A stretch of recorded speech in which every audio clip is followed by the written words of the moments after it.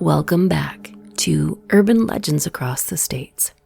Today we travel to Vermont. Vermont is well known for a few things: cheddar cheese, maple syrup, and spirits sticking around way too long after their passing. Enjoy.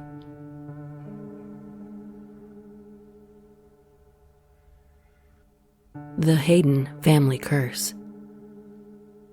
On the outskirts of Albany, Vermont, in the Northeast Kingdom, stands the Hayden house. The Hayden family is thought to have perished under the vengeful curse of William Hayden's mother-in-law, Mercy Dale. Mercy tried to be a good mother-in-law and lent her daughter's husband large sums of money to go towards the family's business, but instead, he squandered it away, supporting his lavish lifestyle, and never paid the money back. Things went from bad to worse when Dale suspected her son-in-law was poisoning her. Legend has it that on her deathbed in 1806, Mercy cursed her party animal son-in-law and his family, saying that the third generation would be the last of the Hayden line. In 1854, William Hayden Jr. built the mansion that still stands today, looking the same as it did more than 150 years ago. He is thought to have been a party animal just like his father, as plans for the building included a spring-suspended dance floor on the third floor. Most believe that Mercy's curse came true, because by 1927, the entire Hayden family had gradually died due to an assortment of unknown illnesses. The Hayden family, including Mercy Dale, are all buried in the family cemetery in Albany. People have said they can see ghostly lights near the property, and some hear phantom violin music in and around the old mansion, ghostly traces of the lavish parties during happier times. Never screw with your mother-in-law.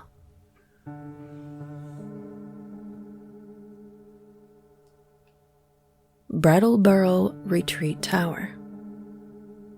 Formerly known as the Vermont Asylum for the Insane, built in 1834, the Brattleboro Retreat is still a treatment center for mental health patients. It was founded in 1834, and today there are 58 buildings on over 1,000 acres. 20 of the buildings are modern built, and the remainder were built between 1838 and 1938. The retreat tower, now abandoned and closed off, was built between 1887 and 1892 by the patients themselves, who then began to throw themselves to their own deaths from the top of the tower. The tower was closed shortly after because of this, and the exact number of suicides is unknown. A common sighting in the tower: ghostly figures jumping to their death and then completely disappearing, never being seen actually hitting the ground.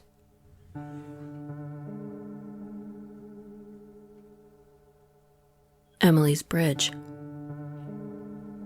In Stowe, Vermont, stands Goldbrook Bridge, also known as Emily's Bridge. It's said to be haunted by the ghost of a woman named Emily who died there. Some say that she was broken-hearted, a jilted lover who hung herself after being abandoned by her groom on her wedding day. Others say she died in an accident on the bridge on her way to confront him, a fast-moving carriage going off into the rocks below. However she passed on, a history of bizarre occurrences on the bridge has circulated for decades, and her presence is strongly felt on the bridge. Supposedly, she scratches cars that pass through at night and tends to leave marks on people walking by, with most of her hostilities being aimed at the men that dare cross the bridge. I wonder why. Supposedly, on the bridge you can hear screaming, footsteps, and ropes tightening.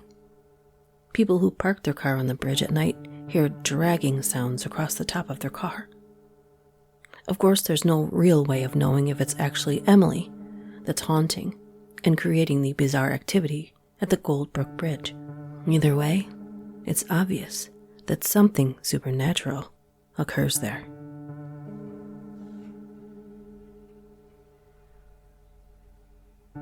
Hartford Railroad Disaster. It was a cold night on February 5th, 1887. The Boston-Montreal Express train pulled out of the White River Junction. It was 2:10 a.m., and as it was crossing the White River on the West Hartford Bridge, it began to sway, and suddenly the back carriage swung off the bridge. It then proceeded to drag the entire train off the tracks into the river below, and as it fell, it caught fire and burned down the bridge along with the train.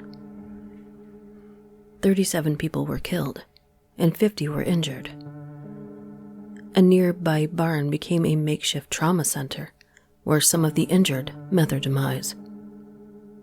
The barn is still standing, and people that have passed by say that they have heard crying coming from the barn. The area where the bridge once stood is known to smell of burning wood. It's also said that a ghostly manifestation of the train conductor is still patrolling the bridge to prevent another accident. Many others have also seen the ghost of a young child, staring at the site of the crash, hovering above the river.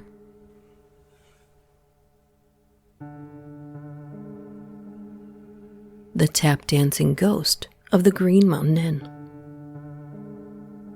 Boots Berry was a horseman at the Green Mountain Inn. He became a local hero after he saved passers-by from a deadly accident. Because of this, he gained hero status, which meant he never had to buy his own drinks, and as a result, ended up developing a drinking problem. This ultimately led to him being fired from the inn.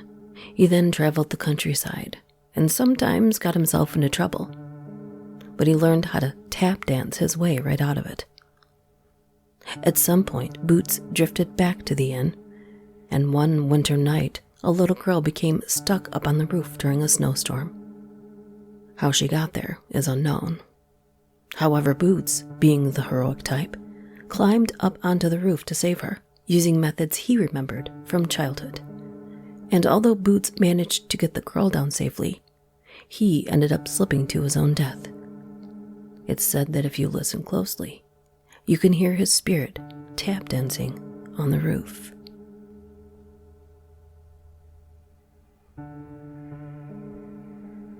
Shelburne Museum. Shelburne Museum in northern Vermont is 45 acres of historical buildings, ships, carousel, an old farmhouse, rare works of art, and hundreds of antique dolls. And don't forget ghosts. It of course has ghosts, wandering the grounds, just in case you get lost and need directions, I guess. One of the buildings that's part of the museum's collection is the Dutton House. Originally built in 1782, the house moved to Shelburne from the small town of Cavendish in 1950. Museum employees have experienced odd occurrences in the colonial home, and tour guides have reported apparitions of an old man. Others, hearing a young child crying in the shadows. And in the off-season, it's said the house emits unexplained noises, terrifying the maintenance workers, who are the only ones there to hear it.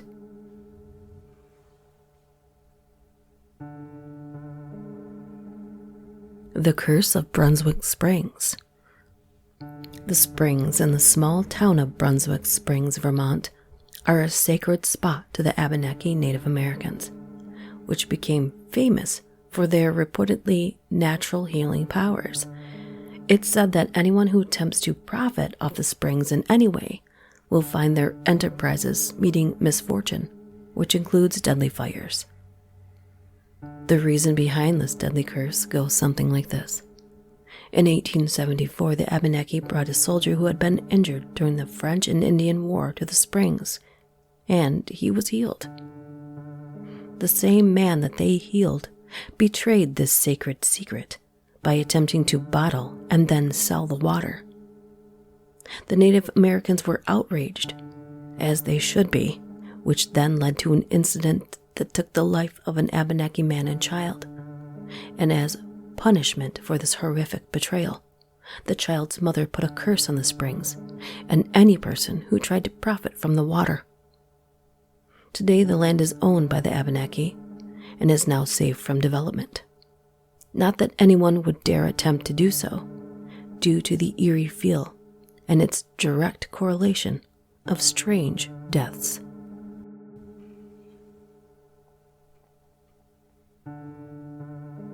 American Flatbread, Burlington.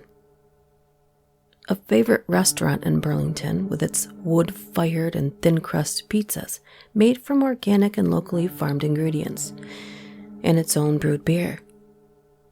But before this establishment became American Flatbread in 2004, it was Carver's Restaurant, and the current manager says that the restaurant's first 2 years were full of creepy experiences, such as doors without locks locking, and a wreath above the fireplace flying across the room. Previously, the workers at Carver's Restaurant reported similar happenings, including a server who mysteriously got locked in a cooler. The establishment has a sordid history, starting decades earlier when a young cook killed himself. But before that, from 1790 to 1820, a man named Gideon King ran the trade on Lake Champlain, and during an embargo he built a series of tunnels to illegally transport goods under the building. Legend says that later, during Prohibition, the tunnels were part of the booze trade. Strange happenings continue at American Flatbread, mostly in the basement. Don't go down there alone.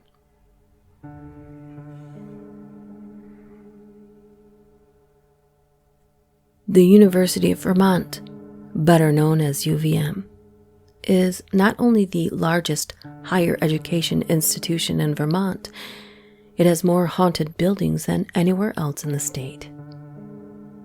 UVM has bought many former homes in the city and turned them into campus buildings.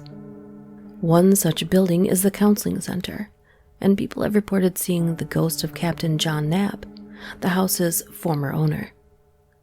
Knapp causes havoc by knocking over buckets and slamming doors and windows.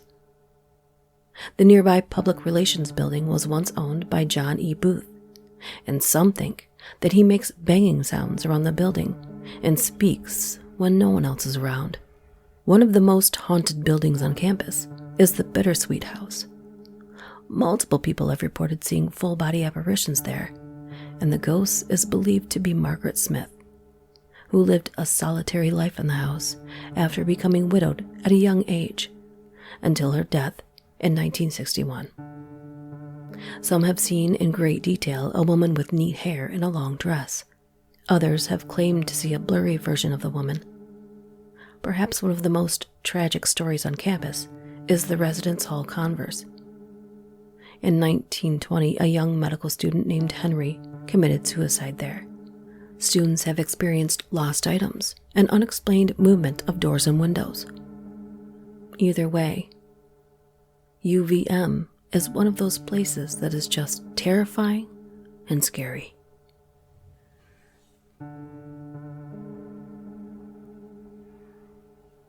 Black Agnes.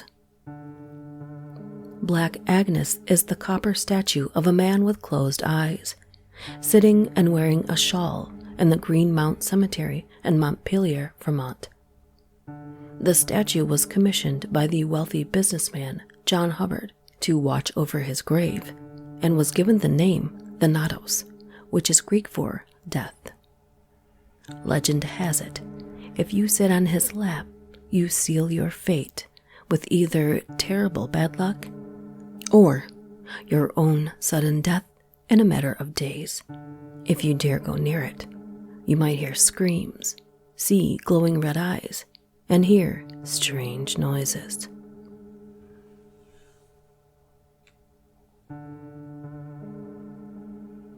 The curious grave of Dr. Timothy Clark Smith.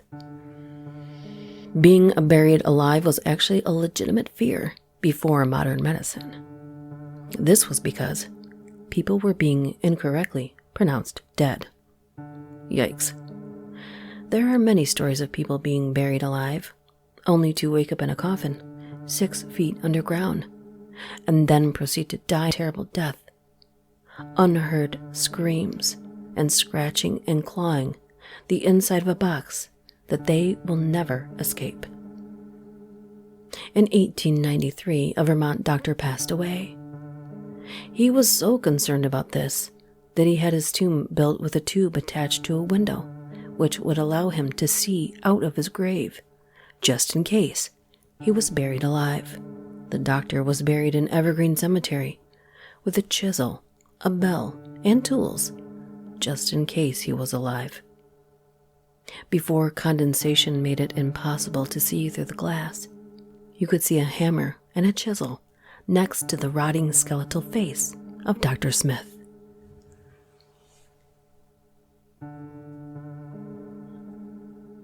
The Pigman of Vermont. In Northfield, Vermont, sightings of a strange creature known as the Pigman have been occurring since the 1970s. In 1971, a farmer hears a strange noise coming from his backyard. Turning on the lights and peering out the window, he expected to find a squirrel or raccoon going through his trash. Instead, he was shocked to see a tall creature the height of a man, covered in white hair, and had the face of a pig. Since then, sightings of the terrifying creature have been reported numerous times. More than one nighttime traveler has claimed to encounter the Pigman while driving his car along a deserted country road. The hairy white beast narrowly misses the front end of the vehicle every time. Sounds like this little piggy wants to play hide and seek with your soul.